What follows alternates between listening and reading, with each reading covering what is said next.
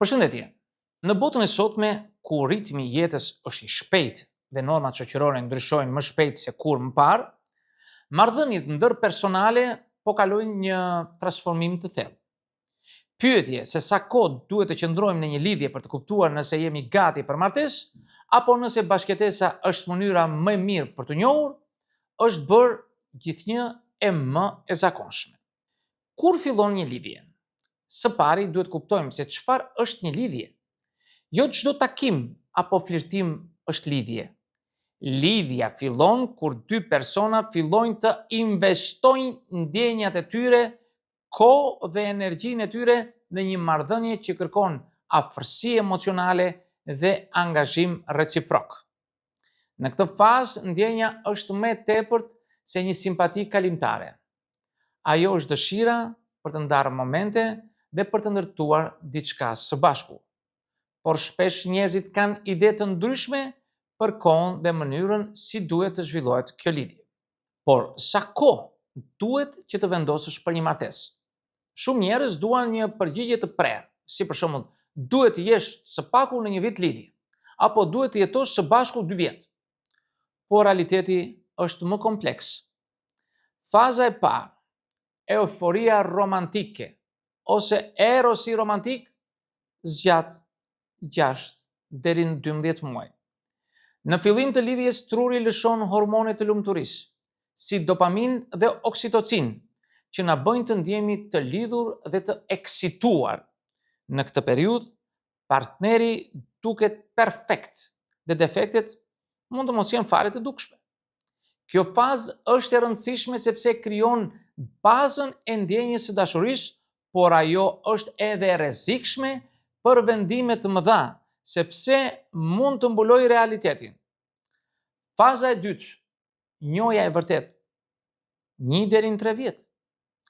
Pas euforisë, pas atij erosit, që tham, partnerët fillojnë të shohin veten dhe njëri tjetrin me më shumë realizëm. Ata zbulojnë mënyra të ndryshme të reagimit ndaj stresit, si i menaxhojnë konfliktet, si janë në punë dhe në familje, si sillen në ditët e zakonshme. Kjo periudhë është kritike për të kuptuar nëse vlera, prioritetet dhe personalitetet përputhen apo përplasen. Faza e tretë, vendimi për angazhim, zakonisht ndodh pas 3 vitesh. Nëse marrëdhënia ka kaluar sfidat e para dhe ka arritur një stabilitet emocional, është koha për të vendosur nëse do martohemi apo jo. Ky vendim duhet të bazohet në njohje të plotë të partnerit, jo vetëm në ndjenjat e fillimit. A duhet të bashkëtojmë para martesës? Një prej dilemave më të mëdha të kohëve moderne është bashkëtesa para martesës. Disa mendojnë se është e domosdoshme për të njohur realisht njëri tjetrin, të tjerë e shohin si tallje ose zvarritje. Po përparësitë e bashkëtesës, cilat janë? Njohja reale e përditshmërisë të jetosh me dikë, të tregon zakonet e tij, mënyrën si organizon jetën, si merret me detyrat e përditshme edhe konfliktet. Testimi i marrëdhënies. Bashkëtesa ndihmon për të kuptuar nëse dy njerëz funksionojnë më mirë në të njëjtën hapësirë, si të menaxhojnë stresin, madje edhe problemet. Parandalimi i surprizave në martesë. Shpesh pas martesës dalin probleme që mund të ishin parë dhe adresuar më përpara nëse çiftet do të bashkëjetonin. Disavantazhet e bashkëtesës. Është rreziku i zvarritjes. Bashkëtesa pa një plan të qartë për martesë mund të krijojë një marrëdhënie pa përgjegjësi, ku asnjë nga dyja palët nuk është gati të marrë angazhim. Është presioni social. Në disa kultura, bashkëtesa para martesës është ende tabu dhe mund të shkaktojë stres për çiftin. Këtu tek ne kanë filluar të ndryshojnë shumë gjërat, por mos harrojmë ka dhe njerëz që vijnë nga zona të thella ku ky civilizim nuk është përhapur kaq shumë. Mungesa e angazhimit ligjor. Bashkëtesa nuk i jep të njëjtat të drejta si martesa, dhe ndarja mund të jetë më e vështirë emocionalisht. Po, a është tallje të qëndrosh bashkë pa vendosur? Shpesh bashkëtesa e gjatë pa vendim për martesë perceptohet si një tallje me vetveten dhe me tjetrin. Kjo sepse mund të krijojë një lloj komoditeti emocional që nuk la hapësirë për rritje dhe për përparim. Por nga ana tjetër, bashkëjetesa mund të jetë edhe një mënyrë për të ndërtuar besimin dhe sigurinë përpara një angazhimi formal. Çelësi qëndron në qartësinë e komunikimit dhe synimeve. Nëse dy njerëz flasin hapur për pritshmëritë, dëshirat dhe planet, atëherë bashkëjetesa është një mjet i vlefshëm. Nëse mungon ky dialog, bashkëjetesa mund të bëhet një bllokim. Po pse njerëzit vonojnë vendimin për martesë? Ka shumë arsye psikologjike dhe sociale pse njerëzit nuk vendosin shpejt për një martesë. E para është frika nga përgjegjësia. Martesa sjell përgjegjësi të mëdha dhe ndryshime jetësore. Frika nga dështimi. Përvoja e divorcit të prindërve ose të njohurve të tjerë krijojnë pasiguri për ta. Ndryshimet në shoqëri. Sot është më normale të qëndrosh beqar për më shumë kohë dhe ka më shumë mundësi për të zgjedhur prioritetet personale pastaj.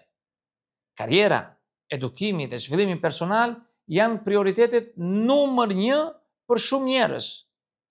Mungesa e modelit.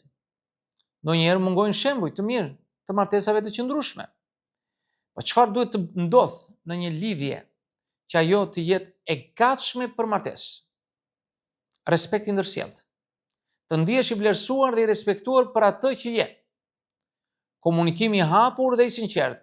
Të kesh mundësi të shprehësh ndjenjat, frikat dhe dëshirat pa frikë. Përputhshmëria në vlera. Parat, fëmijët, feja, mënyra e jetesës janë tema të rëndësishme që duhet të harmonizojnë njëra me tjetrën. Besimi dhe besnikëria. Ndërtimi i sigurisë emocionale është baza e një martese të suksesshme. Zgjidhja e konflikteve. Aftësia për të zgjidhur mosmarrëveshjet me maturi dhe respekt. Dashuria dhe mbështetja. Të ndihesh i dashur dhe i mbështetur në çdo situatë. A duhet të jetë koha kriter kryesor?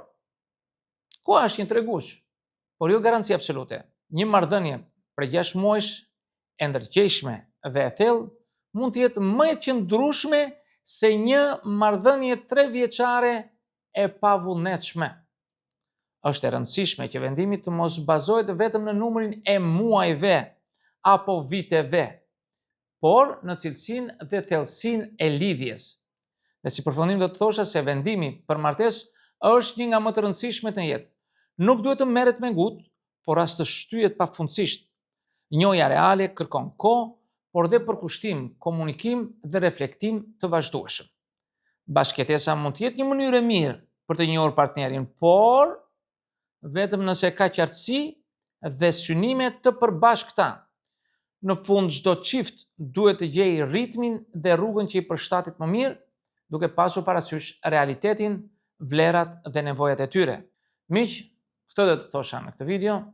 Ju mund të bëni dhe komentet tuaja, por mos harroni të bëni subscribe në kanalin tim për të marrë video të tjerë her pas here.